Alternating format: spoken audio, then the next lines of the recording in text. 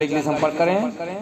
Harshita production, mobile number 9977256319, 9977256319।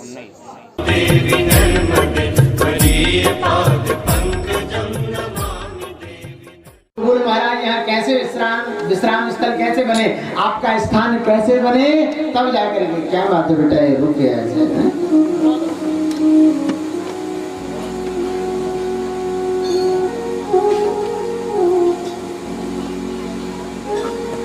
महाराज जी ने देवहूति नदी को प्रणाम किया, प्रणाम करके उनको निवेदन किया कि माँ अब आप हमें मंदिर बनाने के लिए जगह प्रदान कीजिए।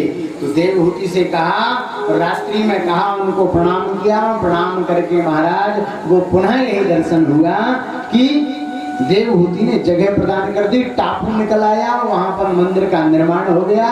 प्रतिष्ठा भगवान की तो नर्मदेश्वर की होती नहीं, नर्मदेश्वर को ले जाकर के रख दिया। और जैसे ही रखे हैं, पूजन अर्चन हुआ है, पूजन अर्चन होते ही देवहूति ने अपना प्रवाह पुनः प्रारंभ कर दिया और वो टापू डूब गया। और आज के समय में वो 5 फीट जल में है। रोज पूजन होती, ऐसा नहीं है। गोताखोर जाते हैं, जाकर के वहां पूजन करते हैं, पूजन करके चले जाते हैं। दीपक तो वहां जल नहीं सकता। हाँ,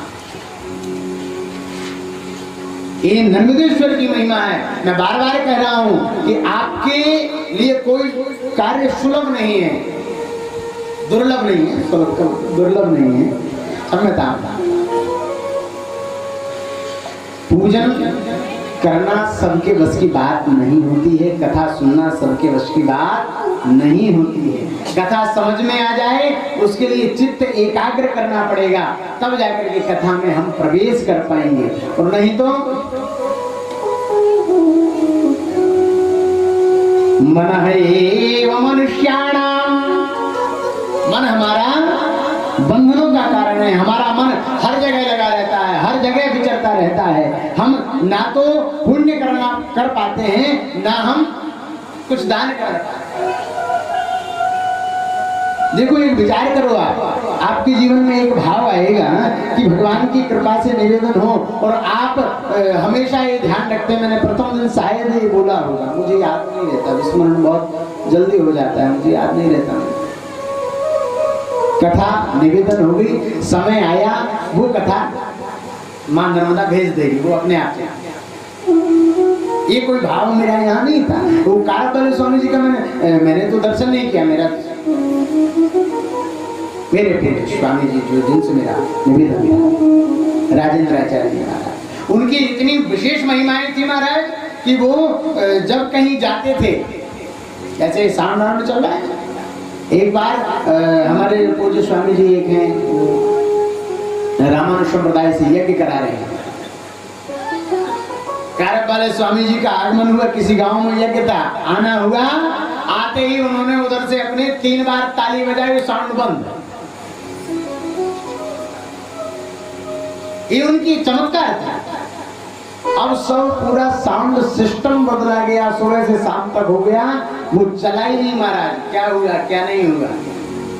अंत में स्वामी जी के चरणों में गए, बोले महाराज वो चला आ रहा है। बोले कौन? बोले मेरा गुरु भाई आ रहा है। बोले महाराज जी कथा, बोले होगी, तुम टेंशन मत लो। इधर स्वामी जी ने 3 बार अपना किया और वो चालू हो गया। ये कम से कम उन्होंने 4-5 बार किया है। इधर से वो बंद करे वो चालू करे, वो बंद करे वो चालू करे। जो ऑपरेटर था वो पागल हो गया, महाराज मेरी मशीनें क्या। ऐसे ऐसे संत पड़े भारत भूमि में। बस ये है कि हमको दर्शन उनका नहीं मिल पाता है। कारण है उसका। क्यों नहीं मिल पाता? क्योंकि हम उस भाव में निवेदन नहीं हो पाते हैं, हम उस भाव तक नहीं पहुंच पाते। एक कारण,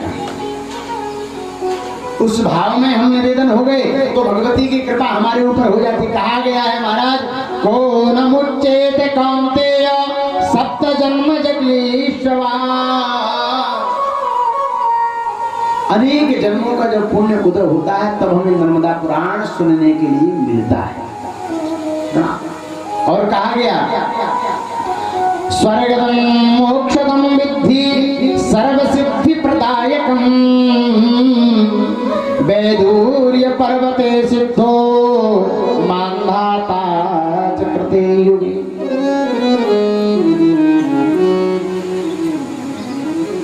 सप्त कल्पांतरों में मां नर्मदा सजीव हम सभी के बीच में विराजमान रहते हैं। बोलिए नर्मदा महारानी की जय, बोलिए नर्मदा मैया की जय, बोलिए नर्मदा महारानी की जय। नमः पार्वती पते हर हर महादेव।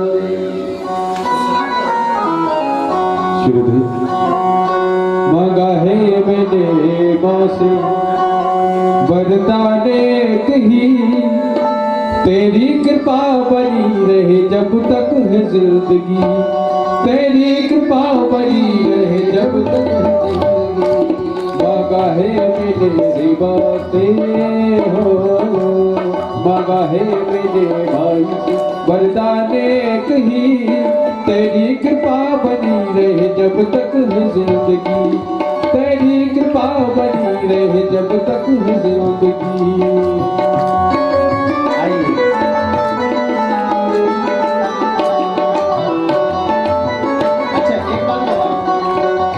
एक बात बताना, ये हाथ किस लिए है? ये बताओ किस लिए है? मात्र खाने के लिए या किसी को चपोतने के लिए? क्या करना है? किस लिए है?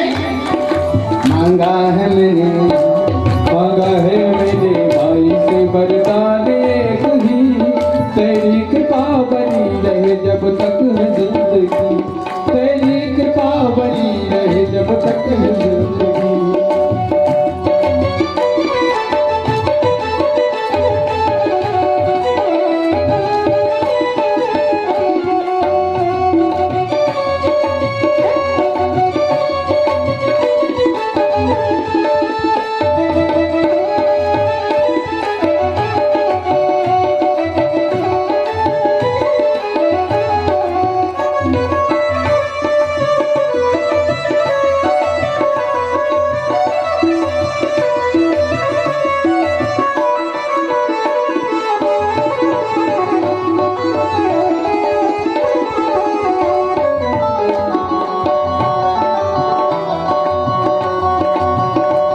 जिस पर मैया का हाथ था वो पार हो गया, जिस पर मैया का हाथ था वो पार हो गया, जो भी शरण में आ गया वो धार हो गया, जो भी शरण में आ गया वो धार हो गया, हो जो भी शरण में आ गया वो धार हो गया, जो भी शरण में आ गया वो धार हो गया।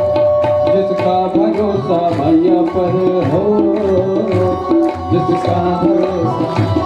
जिसका भरोसा भाई पर डूबा कभी नहीं, तेरी कृपा बनी रहे जब तक है जिंदगी, तेरी कृपा बनी रहे जब तक है जिंदगी, हो तेरी कृपा बनी रहे जब तक है जिंदगी।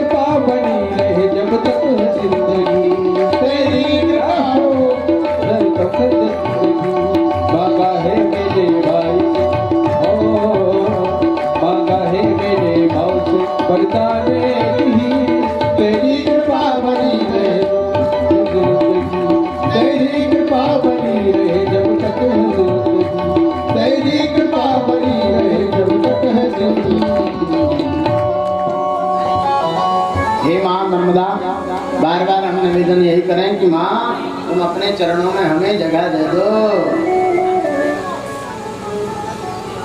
भगवती के पाद पद्मों में आप शरणागत होकर के जाएंगे तब आपको प्राप्त होगा। नहीं तो महाराज ऐसा उद्बोधन होता है।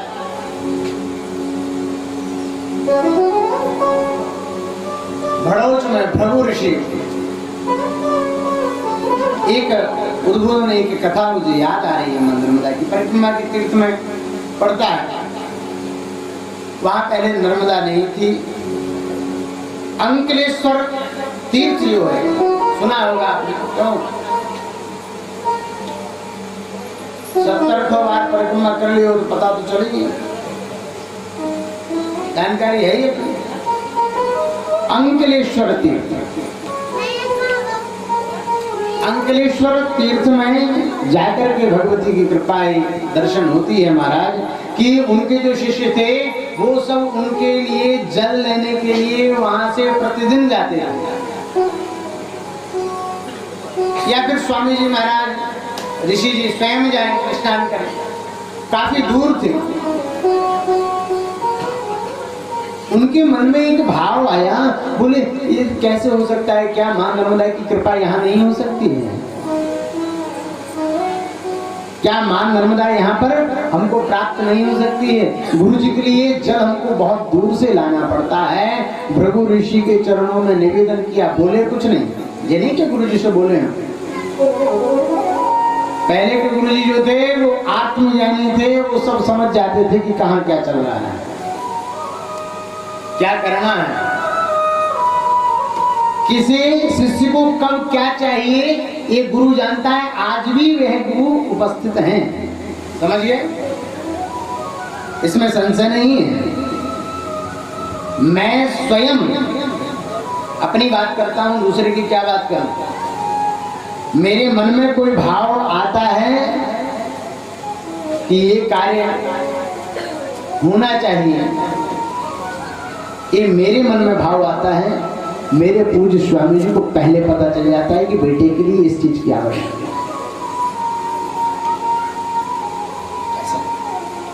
मैंने जब जब जब जब जो जो आज के समय में कई मेरे साथ कई घटनाएं ऐसी हैं। देखो बोलना नहीं चाहिए, गुरु कृपा कभी बतानी नहीं चाहिए कि ऐसा वैसा, क्योंकि हमारे गुरु जी सख्त मना करते हैं। बोले बेटे मेरे बारे में कहीं कोई चर्चा मत करना। और वो हमेशा उनके लिए हम बहुत सभी लोग गुप्त रखते हैं। जो भी हम लोग जो शिष्य वर्ग हैं उनके सभी गुप्त रहते हैं, उनके बारे में चर्चा नहीं करते। लेकिन कभी भाव आता है कि नहीं ये मेरे साथ ऐसी घटनाएं घटी, निवेदन हुआ।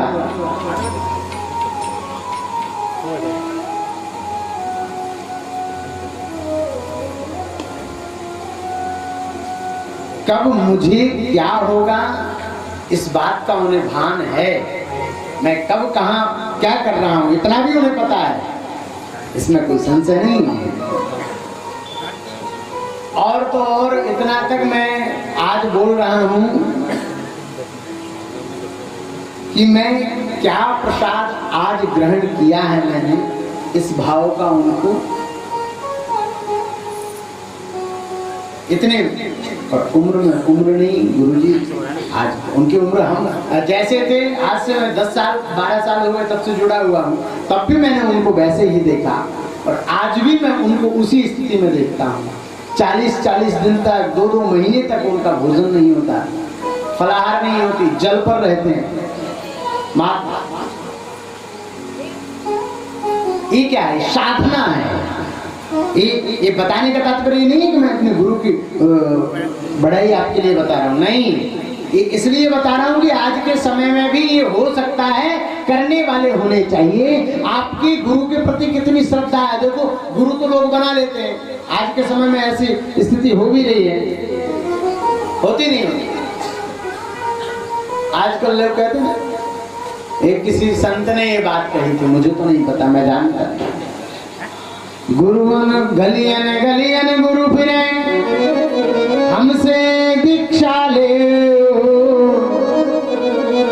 स्वर्ग जाओ चाहे नरक जाओ, हमें लिफाफा दे। ऐसा संत ने कहा था। इसलिए कहा है आप हमेशा देखो, पहले हम लोग पानी कैसे पीते थे, पानी को छान करके पीते थे। आजकल क्या करते हैं, घरों घर महाराज ट्यूबवेल लगे, घरों घर ये व्यवस्था हो गई है, ना छानना ना कुछ करना, जैसा है वैसे उसी में पीते चले जा रहे हैं। पहले का नियम था कि घर के लोग जो हैं वो इस वाले पात्र से पिएंगे, बाहर के लोग जो हैं वो उस वाले पात्र से पिएंगे, और तो और जो छोटे छोटे बच्चे होते थे उनके लिए दूसरा पात्र रखा जाता था, बेटा इसी में डूबना, इसी में पी जाना और चले जाना। आजकल वो नहीं, आजकल जूठे उठे का कोई वो नहीं रहा है। लोगों की इसमें मानसिकता खराब हो गई। और आज की माताओं से देखो, मैं यहाँ नहीं कह रहा, आप लोग ऐसा मत सोचना, कह रहा ऐसे बोल रहा हूँ, समझने का प्रयास करें। आपके घर में कहीं ऐसा होता है तो आप गलत करते हैं। रात्रि में आपके रसोई घर में, अन्नपूर्णा में आपके जूठे बर्तन आपने रख दिए, तो आप समझ लेना कि अन्नपूर्णा बहुत जल्दी आपसे विदा लेना चाहते हैं। फिर आप तड़प जाओगे, जब तक गिड़गिड़ाओगे नहीं उसके सामने तब तक नहीं। इसलिए अपने रसोई घर को स्वच्छ रखें, नहा धो करके ही आप प्रयास रहे कि उसमें जाएं। अब नहीं हो पाता है वो बात एक अलग, क्योंकि आलसी प्रवृत्ति आज इतनी हो गई महाराज, सब कुछ कर ले, नहा नहीं सकते, दसों बहाने मिल जाएं। क्यों भैया महाराज, आत्मा शुद्ध होनी चाहिए, शरीर क्या है, श्रीमती जी कहती हैं उसको भी धोना पड़ता है ना, बदबू मारने लगते। ये चमड़ा है, ये देह है, इसकी विकृतियां हैं, इसलिए शुद्धिकरण का विधान है। आप हमेशा, आप जब तक हैं तब तक भगवती से प्रार्थना करें कि माँ हम कुछ ना हो। देखो मैं बहुत जल्दी के लिए नहीं कहता हूँ, मेरा जो शास्त्र जो निवेदन करते हैं, शास्त्र कहते हैं सूर्योदय से पहले आप स्नान कर लो, ठीक है आप नहीं कर पाते हैं, ब्रह्म मुहूर्त में आप उत्तम स्नान करते हैं, सूर्योदय में, सूर्योदय होने के पहले आप स्नान करते हैं प्रातः काल में, तो आप मध्यम स्नान, उत्तम स्नान आपका मध्यम माना जाएगा। लेकिन अब आप कहीं, मेरी दृष्टि बता रहा हूँ, देखो शास्त्र की दृष्टि नहीं बता रहा, शास्त्र की दृष्टि तो अलग है। आप कितना भी कुछ हो तो 7 बजे के बाद, 7 बजे से पहले तो नहा लो।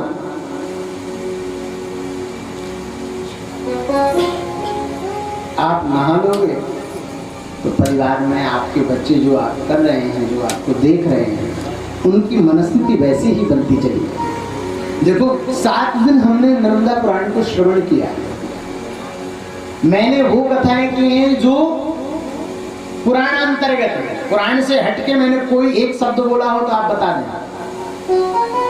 7 दिन में मैंने नर्मदा पुराण के अलावा किसी अन्य पुराण को यहाँ पर बोला गया हो तो आप मुझे बताएं कि गुरुजी आपने ये यहाँ से नहीं, आपने उस पुराण से बोला। उदाहरण भी मैंने दिए हैं कि ये जो श्लोक है ये नर्मदा पुराण का है, अभी तक वहां तक नहीं मिला था जो लोग गाते थे। धर्म क्षेत्रे कृतं पापम पुण्य क्षेत्रे विनश्यति। मुझे पूरा याद नहीं रहता, तो मैं पढ़ा लिखा नहीं, कम पढ़ा, थोड़ा बहुत हिंदी पढ़ लेता हूँ।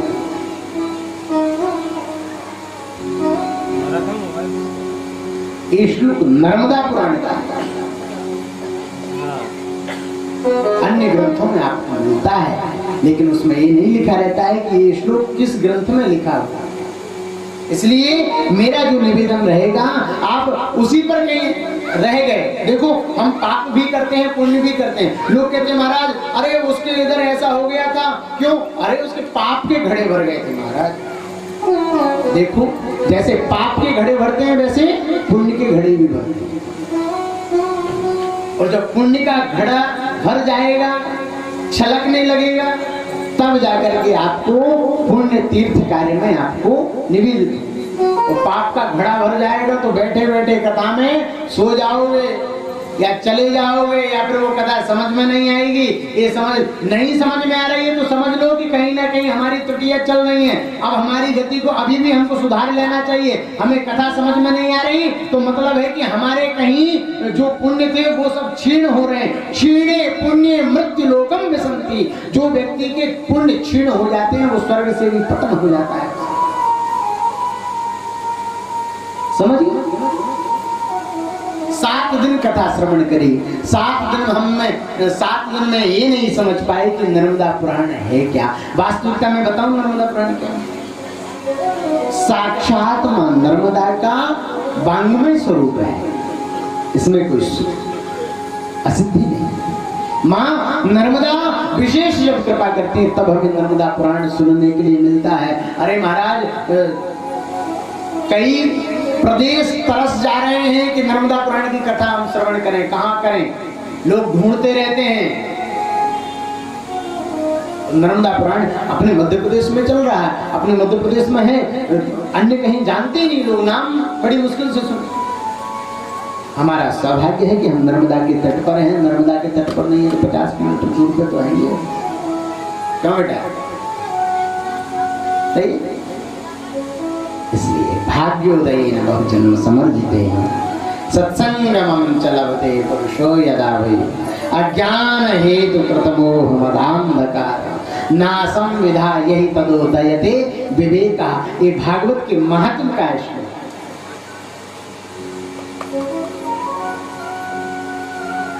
इस दास को पुराण अंतर्गत मेरे पूर्वजों का आशीर्वाद ही होगा जो यहाँ कहने का।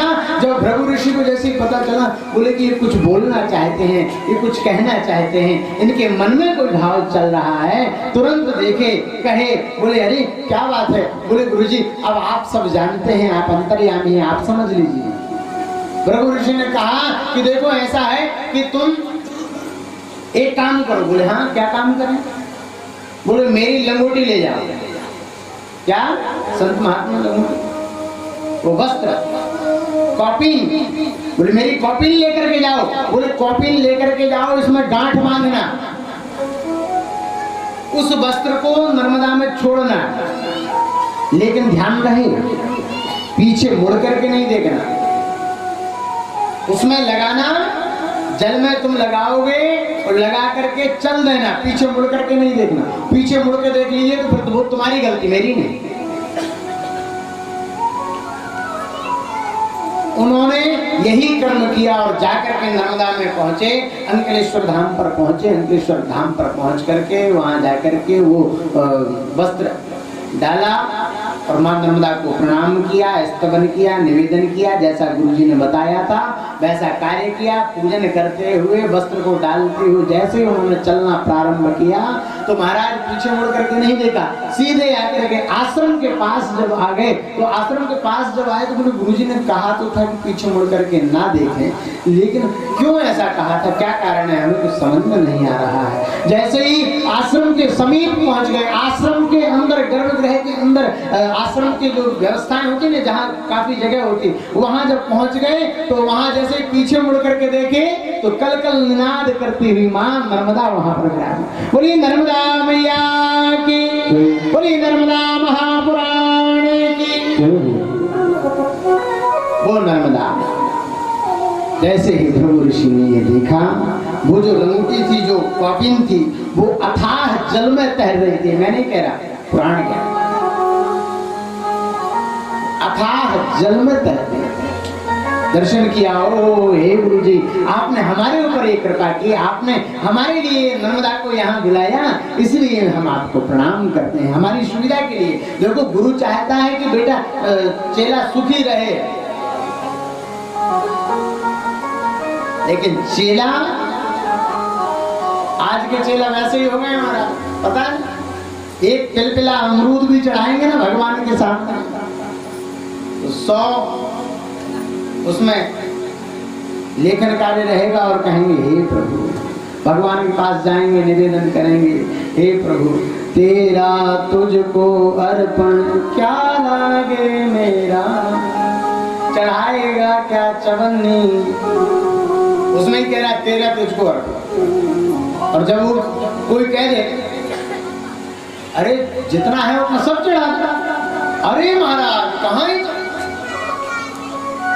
भगवान लेते थोड़ी है, वो तो कहते हैं अरे ये तेरे लिए नहीं, ये मेरे लिए थोड़ी है, तो तेरे लिए, तू तेरे लिए पास रख, वो तो भगवान देते हैं। लोग ये प्रतिक्रियाएं देते हैं, लेकिन मेरा एक भाव है मेरे प्यारे, मेरी माँ, मेरी बहन, मेरी बेटी, भाई सबसे एक निवेदन है कि आपका हर समय परीक्षण होता है कि आप कितने देने वाले हैं, आप क्या दे सकते हैं, क्या आप समर्पण कर सकते हैं। वह भी यही दर्शन करती है कि आपके मन में ये भाव है, आप उसको देना चाहते हैं या नहीं। यह भी वह भाव भगवती आपसे निवेदन करती है।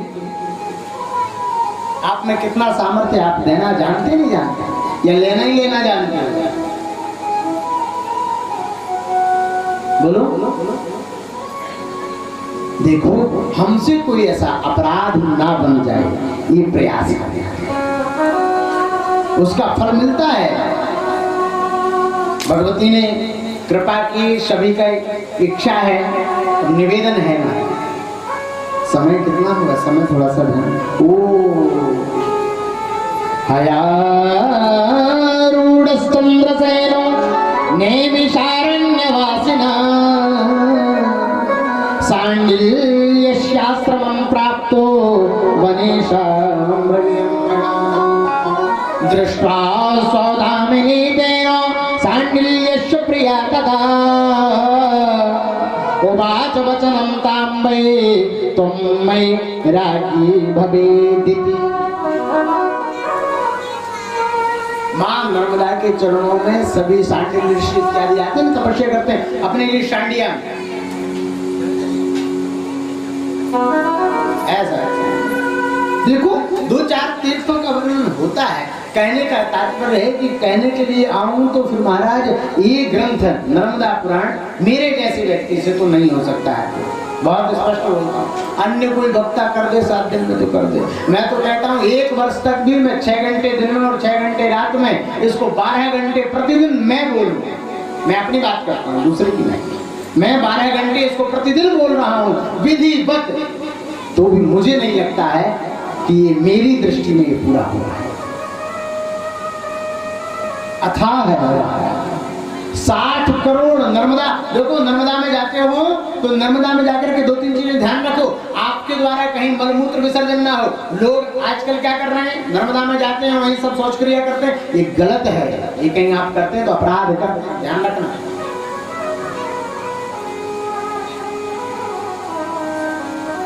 मैंने बताया था ना कि आपके द्वारा कुछ भी गंदगी वहां हो रही है तो उसके दोषी आप हैं, लेकिन वहां गंदगी कुछ पड़ी हुई है, पॉलीथीन, प्लास्टिक, कुछ भी आप किसी के द्वारा पड़ा हुआ है, आपने वो देख लिया कि वो नर्मदा में बह रहा है, नर्मदा के तट पर पड़ा हुआ है, नर्मदा में वो गंदा आपको लग रहा है देखने में, तो और आपने नहीं उठाया उसका, तो उसका दोष आपको ज्यादा लगा,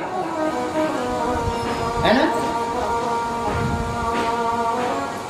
नर्मदा तो साधारण थोड़ी है। अरे नर्मदा, गंगा भी क्षीण हो जाती है, सरजू भी क्षीण हो जाती है, यमुना भी क्षीण हो जाती है, सरस्वती विलुप्त हो जाती है, लेकिन मां नर्मदा 7 कल्पों में भी जो महाप्रलय होते हैं, 7 कल्प कल्पांतरों के भेद बताए गए, कल्प कल्पांतरों की कथाएं बताई गई हैं, उन कल्प कल्पांतरों के भेद के अनुसार भी कभी नर्मदा,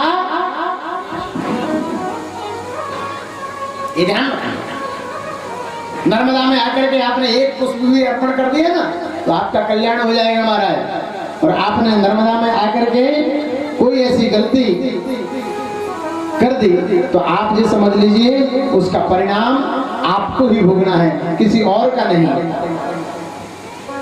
इसलिए निवेदन यही है,